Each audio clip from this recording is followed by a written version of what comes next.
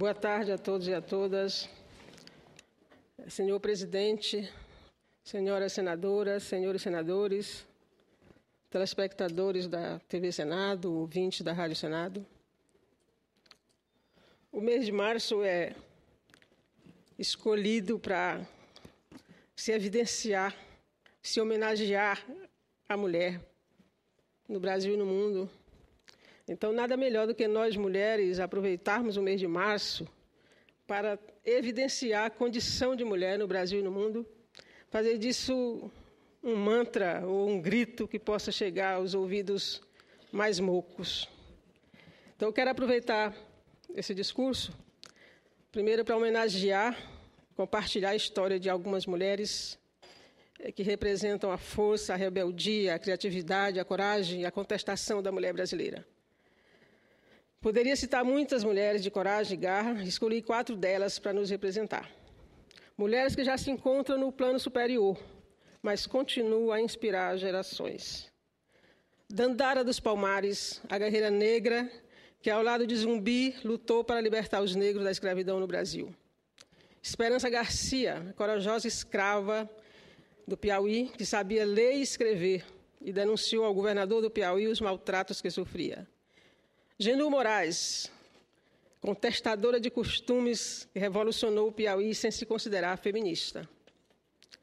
Francisca Trindade, a combativa piauiense negra, pobre, e que, contrariando o status quo, foi um dos maiores exemplos de garra e ética na política do Piauí. O Brasil tem várias heroínas. Dandara é uma delas. Dandara foi guerreira do Quilombo dos Palmares, dedicando sua vida para livrar os negros da escravidão. Além de esposa de Zumbi, com quem teve 3 filhos, Dandara é o símbolo das lideranças femininas negras que lutaram contra o sistema escravocrata do século XVII. É uma das provas reais da inverdade do conceito de que mulher é um sexo frágil. Quando os primeiros negros se rebelaram contra a escravidão e formaram o Quilombo dos Palmares, na Serra da Barriga, em Alagoas, Dandara estava com Ganga Zumba, de quem se afastou por não concordar com o Tratado de Paz assinado com o governo português. Não sabemos como era seu rosto, nem como ela era exatamente, mas pode-se dizer que era uma leoa defensora da liberdade. A imagem de Dandara vive e pode ser vista em cada mulher que se identifica com suas origens, que luta por liberdade e tem coragem de acreditar em seus sonhos. A história do Brasil daquela época, escrita por homens, não lhe faz justiça, não lhe dá destaque. E até chegam a dizer que a sua existência é uma lenda. Também quero resgatar a história de outra escrava, Esperança Garcia, que viveu na região de Oeiras, no Piauí.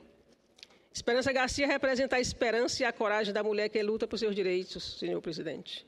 Ela que sabia ler e escrever, não se sabe como aprendeu, redigiu uma carta em 1770 para o governador do Piauí, denunciando os maus tratos que sofria ela, seus filhos e outras escravas, por parte do administrador da fazenda onde era escrava. É exemplo de que a mulher tem a capacidade de transformar o seu caminho, independente do que foi planejado para ela ou do que a sociedade espera que ela faça. O original da carta está em Portugal e uma cópia no Museu do Piauí. Dona Genu Moraes, falecida recentemente, contestadora de costumes que revolucionou o Piauí sem se considerar feminista, que se envolveu com política muito jovem, com 18 anos, foi jornalista, cerimonialista, se casou muitas vezes e viveu uma vida plena e intensa. Considerada a mulher do 3º milênio pelo cartunista Albert Piauí, Dona Genu sempre trabalhou pela preservação da memória do Piauí. Consta que foi a primeira mulher a dirigir automóvel no meu estado, nos anos 40 do século passado. Francisca Trindade, menina negra, pobre, da periferia de Teresina, começou sua militância nas pastorais católicas e nas lutas do bairro onde morava. Menina ainda já se indignava com as condições de vida de sua comunidade, a falta de moradia ou a precariedade delas, a ausência de pavimentação nas ruas, a falta de transporte público, o desemprego e a escola que não existia no seu bairro. Cedo, Trindade começou a liderar manifestações da comunidade na frente dos órgãos públicos, responsável pela solução dos problemas. Acabou se tornando uma líder destacada da cidade, passando a integrar a militância política do PT aos 18 anos. Em 96, se elegeu vereadora de Teresina com uma votação estrondosa. Praticamente sem fazer campanha, pois passou os meses da campanha no hospital público, vítima de um acidente que lhe deixou uma deficiência física. A comunidade, a família e os amigos fizeram a sua campanha. Em 98, foi eleita deputada estadual. E em 2002, a deputada federal mais votada do Estado. Ela sozinha fez a legenda necessária. Infelizmente, com um semestre de mandato, um aneurisma cerebral a levou para outro plano. Trindade deixou um legado político incontestável de ética, de campanha, pé no chão e de transparência. Temos muitas outras mulheres anônimas que incentivaram os maridos e irmãos para a guerra, que estiveram presentes nos campos de batalha pela independência do Piauí e do Brasil. A mulher piauiense foi a grandeza e heroína dessa luta. Abraçou junto com os homens o amor pelo triunfo completo da independência, que no nosso estado é representada pela Batalha do Genipapo em 13 de março de 1823. Amanhã é comemorado esse dia lá. Diante da desigualdade das armas, elas se despojaram de suas joias e as colocaram à venda para ajudar a comprar armas.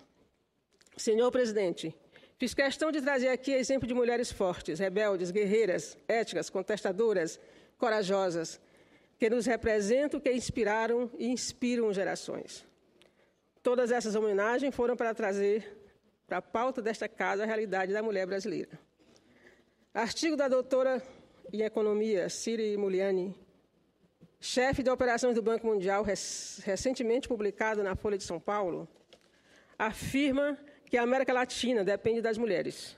Isso porque, nas últimas 2 décadas, o aumento da participação feminina no mercado de trabalho reduziu em cerca de 30% a pobreza extrema e a desigualdade no continente. As políticas sociais do governo brasileiro nos últimos 12 anos refletem bem essa realidade. O Bolsa Família, o Minha Casa Minha Vida, por exemplo, são programas que priorizam a mulher como titular dos benefícios, de forma que, empoderada, ela tenha meios para tirar sua família da pobreza extrema. Senhor presidente, apesar dos números positivos, apesar de todas as lutas, de todas as conquistas, há pontos ainda não resolvidos nas relações de gênero. Vou falar de 2 deles. O primeiro, a violência contra a mulher. Ainda persiste, principalmente no Brasil, uma cultura construída historicamente de que a mulher é subalterna ao homem. Ao estabelecer relações afetivas, o parceiro passa a ter sobre ela direitos. Há uma espécie de adonamento. O homem se sente dono quando começa uma relação afetiva, ao ponto de, se é a mulher a tomar a iniciativa de pôr fim à relação, o homem sentir-se no direito de ameaçá-la, impor a ela a condição de não construir outra relação, de não poder se divertir sem ser seguida, até chegar ao extremo da ação assassina. São muitas as formas de violência: ameaça, assédio moral, sexual, estupro, difamação, lesão corporal. A dor da violência contra a mulher é mais doída que qualquer outra, por, na maioria dos casos, partir de alguém das suas relações afetivas. E por isso ela às vezes se cala ou desiste da denúncia. A Lei Maria da Penha explicitou a violência, deu visibilidade à quantidade de casos que acontecem todos os dias em todos os recantos do Brasil.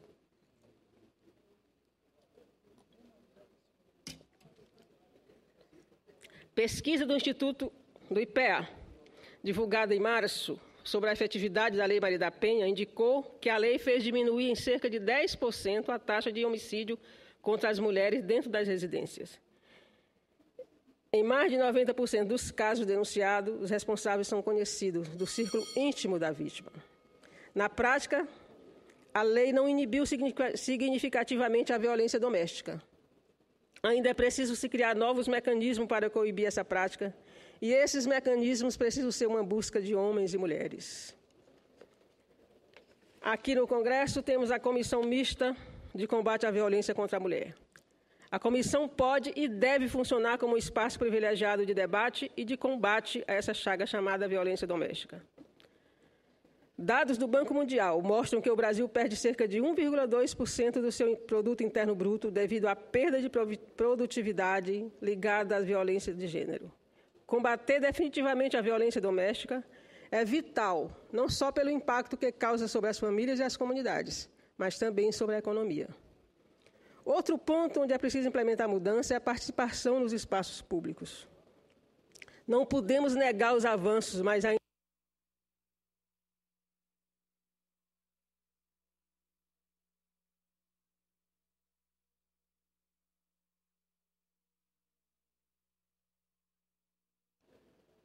concluir.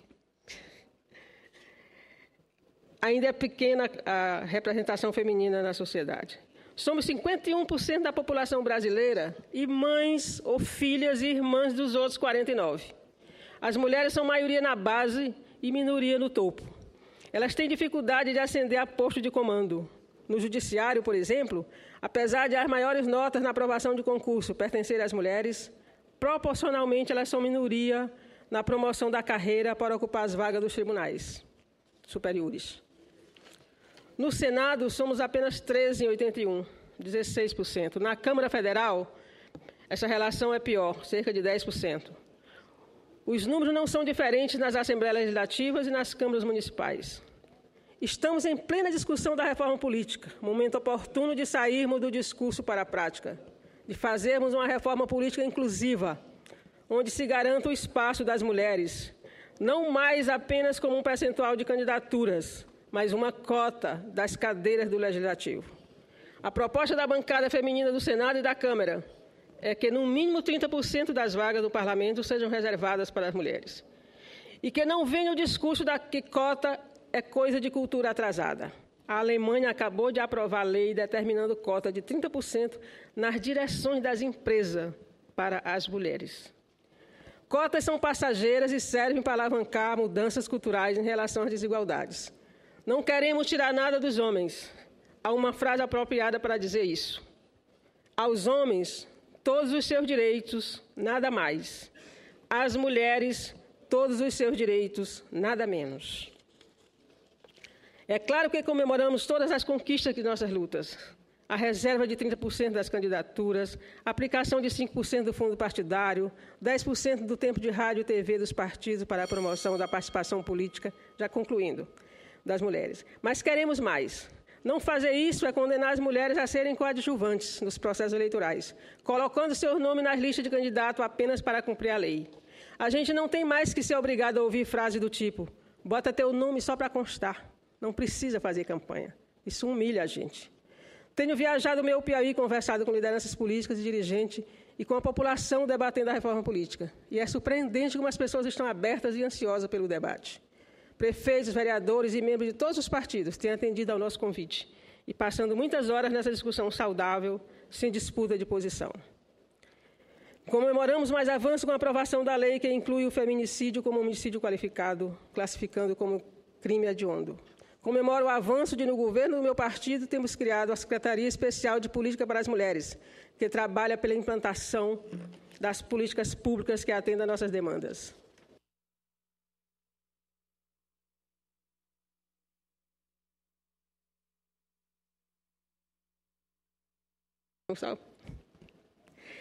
Fiz homenagem às mulheres guerreiras que já não estão entre nós. Quero finalizar homenageando as que ainda têm a chance de continuar lutando. E quero fazer em nome das mulheres do Senado, colocando-as no plural. Em nome das Ângelas, das Fátimas, das Martas, das Gleises, das Roses, das Maria do Carmo, das Vanessas, das Lídices, das Anas e das Amélias, das Simones, das Sandras, das Lúcias e das Vânias, das Reginas, por que não? Quero homenagear todas as Marias, seja qual for o nome de guerra, cantadas por Milton Nascimento. Mulheres que, apesar de tudo, continuam a ter raça, força, sonhos e que ainda possuem a estranha mania de ter fé na vida. Obrigada.